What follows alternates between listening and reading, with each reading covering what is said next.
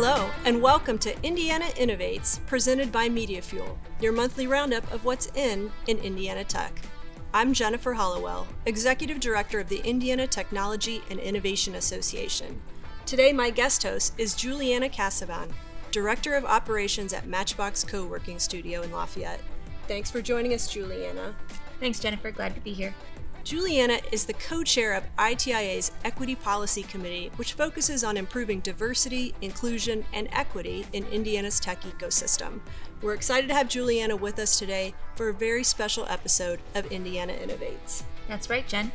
This month is Black History Month, and we are dedicating this episode to showcasing founders and entrepreneurs of color doing incredible work across the state.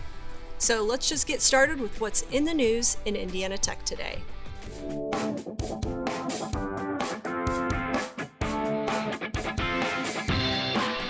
Cornelius George and his Indianapolis-based company Chuqlab have been in the news recently for an innovative new crime-fighting tool they've launched called CrimeMiner.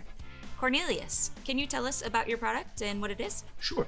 So Juliana, right now in the United States, violent crime is on the rise. And across the nation, we're asking law enforcement to do a lot more with less in a lot of cases.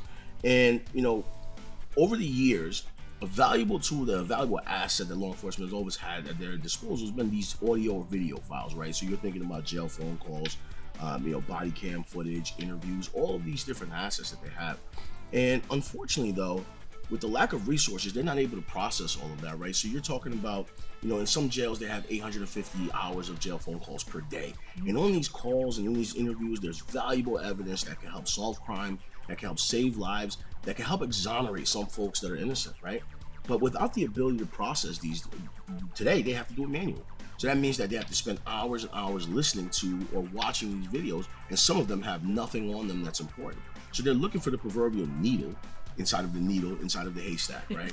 And so it's extremely difficult for them to process that. So what we've done is we've created technology that allows law enforcement officials to be able to process all of that audio, all of that video in a lot shorter time period. For example, we've had some people that have processed 2,000 hours of audio and video within 8 minutes to find key information that they're looking for to help solve crime and save lives. That's amazing. Very cool. Thank you. So you have about 17 organizations across the U.S., including law enforcement agencies and prosecutors that are now utilizing your technology. What kind of results are you seeing in that process? Well, so we've had some results where they're able to find key evidence in some of the jail phone calls to help kind of streamline the case, if you will. We've had cold cases being worked on, but more importantly, I think the thing that we like to look at the most is this: we've given them ability to increase their efficiency, right? Before it would take, usually it takes someone 3-4 hours for them to process a 30-minute phone call. Because you have to think about it, right? They're listening, they're stopping, they're listening, they're stopping, they're rewinding. Did I hear what I heard? Is there background noise? Whereas with us, there's none of that, right? We use technology to do that. So they're able to process a significant amount more of audio and video files than they ever could if they were trying to do this manually as they do now. Well, this is great work, and we're excited to see where you're going. Where can people learn more about Chuqlab? Well, if you want to learn more about Chuqlab, you can go to the website, chuqlab.com. That's CHUQLAB.com. Or you can find me on LinkedIn as Cornelius George on LinkedIn. I'll be the one with the glasses that says CEO of Chuqlab. Awesome. Well, great. It was great meeting you and chatting with you today. Pleasure.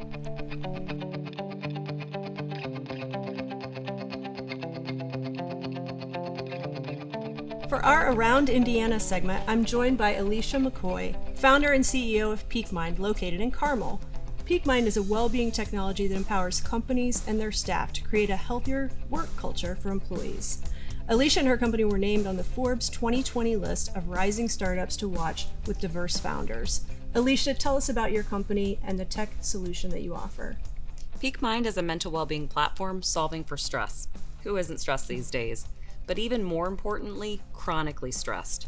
We are solving for the $1.1 trillion problem of work-related stress, disengagement, and burnout. PeakMind uses technology to analyze personalities and work environments that affect the workers. We then influence these situations using well-being nudges and positive action steps based on each worker and their preferred techniques of coping. Some action steps are customize rewards based on their desires and likes.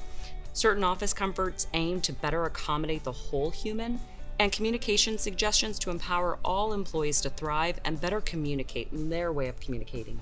So we hear a lot about employee burnout, which you mentioned, certainly during the Great Resignation following 2 years of the pandemic. So how do you help companies specifically address that and better engage with employees? Definitely education. Education is one of the most important fundamental steps in resolving this issue. We then provide therapeutic techniques that allow our brains to slow down and better handle everyday workplace stress, whether you're at home or at the office. PeakMind's platform provides real-time personalized contents at moments time to intervene or prevent further workplace stress. Workplace stress is not going anywhere. We need to empower our employees to better process it today and allow this type of technology to be our partner along the journey. It's not an easy journey, but we at PeakMind can guide your entire diverse staff.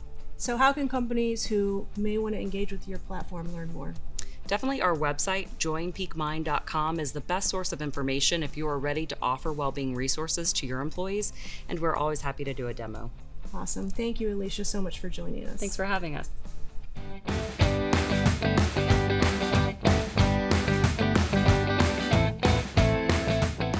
For this month's Imagine segment, we're excited to have Katara McCarty join us remotely. Katara is a lifelong entrepreneur and innovator, a sought-after coach, author, and podcast host.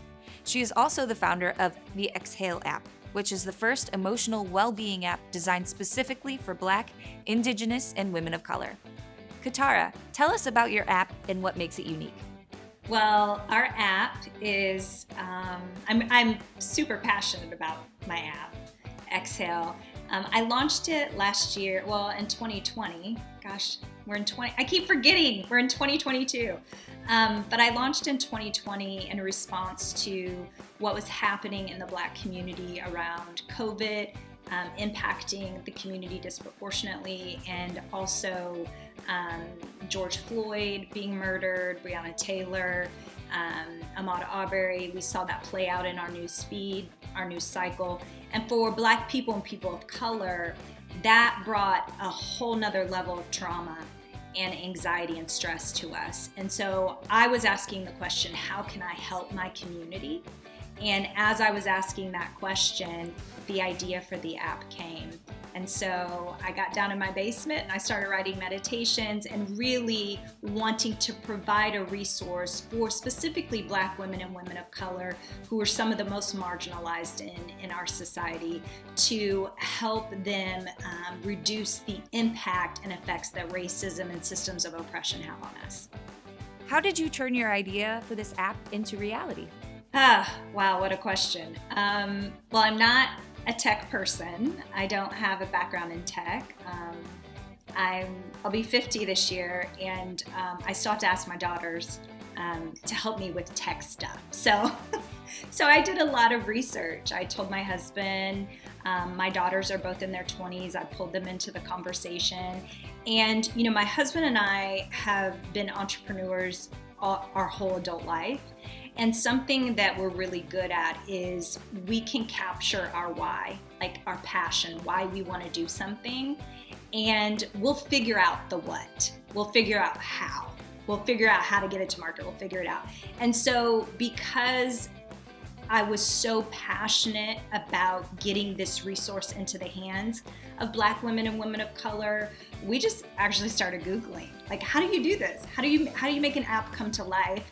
And doing our homework, and we found a platform that we were able to engage with and use, and then we went into creating content, recording content, and dropping it in to the platform. And we were able, from idea stage, and I think I got the idea in April of 2020. We launched it in August of 2020. So it was a short window. But again, my why and who I was wanting to serve and get in this resource into their hands was what drove me to figure all the other stuff out. So even though I'm not techie, my why was what was really, really driving me to figure this out, and we did. And so it was a family affair. It was me, my husband, and my 2 daughters that really helped to make it happen. You were recently named one of 15 Black women nationwide to be part of the Highland Leaders, a project to cultivate a pipeline of Black women leaders. As part of that honor, you received a $100,000 unrestricted investment to support your vision and projects.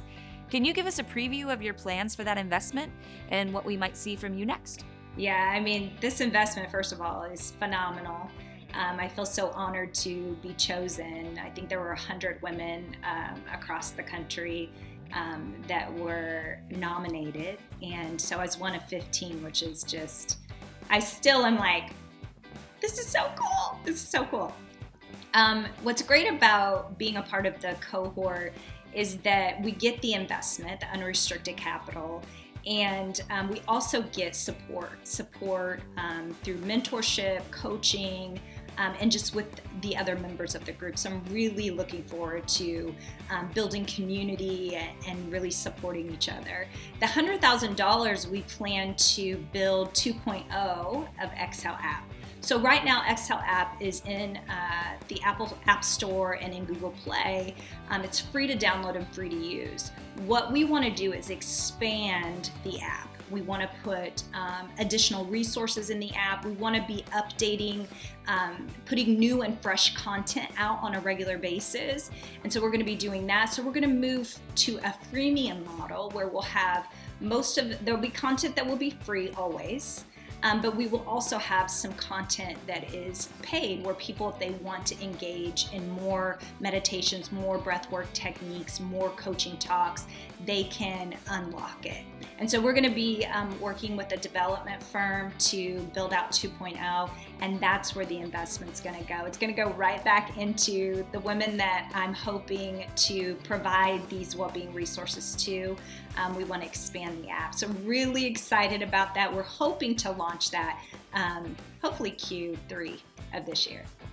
Thank you so much for joining us, Katara, and for your innovative work you're doing to support women and people of color. Thank you so much for having me. I appreciate you giving me the opportunity to just chat about what I'm passionate about. Thanks for having me.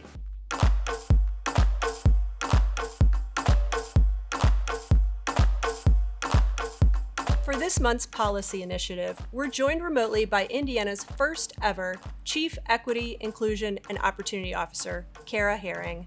Governor Eric Holcomb appointed Karrah to this newly created role in November of 2020, and she took office in February of last year. Karrah, share with us your vision for the role and what you hope to accomplish. Well, I was really excited when I learned about this position, and I will tell you, as I started to have conversations with Governor Holcomb, our visions really aligned well. And so it's twofold. Number one, after talking with a number of external and internal stakeholders, we really want to make sure that we're addressing equity, inclusion, and opportunity for our internal 30,000 strong workforce within the executive branch. And so my team is looking at workplace culture. We're looking at how we hire, how we recruit, how we retain talent. And then the second track for this work is really related to how Hoosiers across the state access services that the state of Indiana provides to them, and making sure that we're removing any barriers that might exist in their ability to access those services so that all Hoosiers have tools to the tools necessary to live their best quality of life. So that it's twofold, and it really aligns with what the governor wanted for this role. One of our goals as a tech association is to get more females and students of color interested in and trained for careers in tech. Is your office working on any initiatives that would expand access to STEM and job training programs for underrepresented Hoosiers? Well, I love that question, Jennifer, and we are absolutely looking at those types of initiatives, but we had to back up a little bit. Another reason why our office exists is to really get to the root cause of why we are seeing such low participation in the fields of STEM and the jobs that come after studying in those fields. And I love this quote by a gentleman by the name of Desmond Tutu. He has passed away, but he's a theologian. And he said, we have to stop pulling people out of the river without going upstream to see why they're falling in the first place. So a big focus for our team this year and the next year is going to be to work with the Department of Education, the Commission for Higher Education, our partners across the state, to look at how we start to close achievement gaps for underrepresented students and really make sure that we're raising literacy rates for underrepresented students as well. If we can solve some of those early issues in learning, I believe that we'll have more students of color and more young ladies interested in science and technology, engineering, and math, but we have to solve the issues that are at the beginning of that process, getting to the root causes, and then we can start to shift some of those numbers in participation in STEM and the jobs that follow. So that's a big focus for us the next couple of years. Karrah, you were recently appointed to the Center for Digital Government's new Digital Equity Advisory Council in partnership with Amazon Web Services. What's the goal of the council, and what do you hope to come out of this work? Well, thank you for asking that, Jennifer.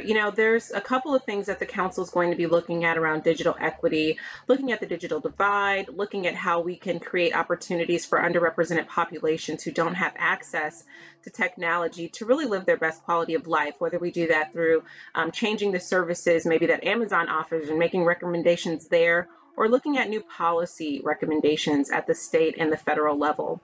What I really hope to get out of this, as someone who has an equity lens on the work that I'm doing in state government with Governor Holcomb and the rest of the team, I'm really hoping that we can look at how we can use technology to really address some of the challenges with the social determinants of health that we see some of our underrepresented populations struggling with.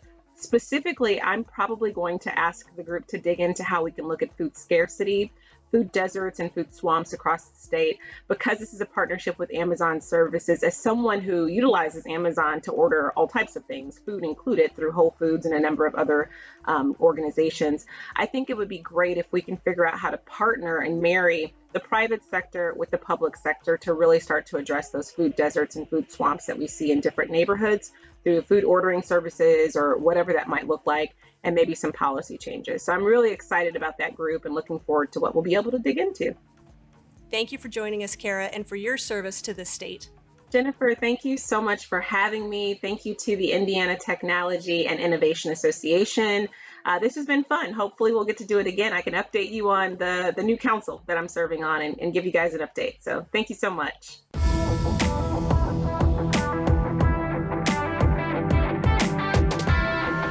And that's our show for today. Are you interested in joining ITIA and being part of our efforts to move Indiana's technology industry forward? We'd love to have you. Absolutely. ITIA is the statewide association representing Indiana's technology companies and entrepreneurs to ensure Indiana is the best place to live and work in tech. Join us today at indianatechnology.org and follow us on Twitter. Thanks to our presenting sponsor, Media Fuel, for the production of this show. And thank you for tuning in. Join us next month to learn what's in Indiana Tech.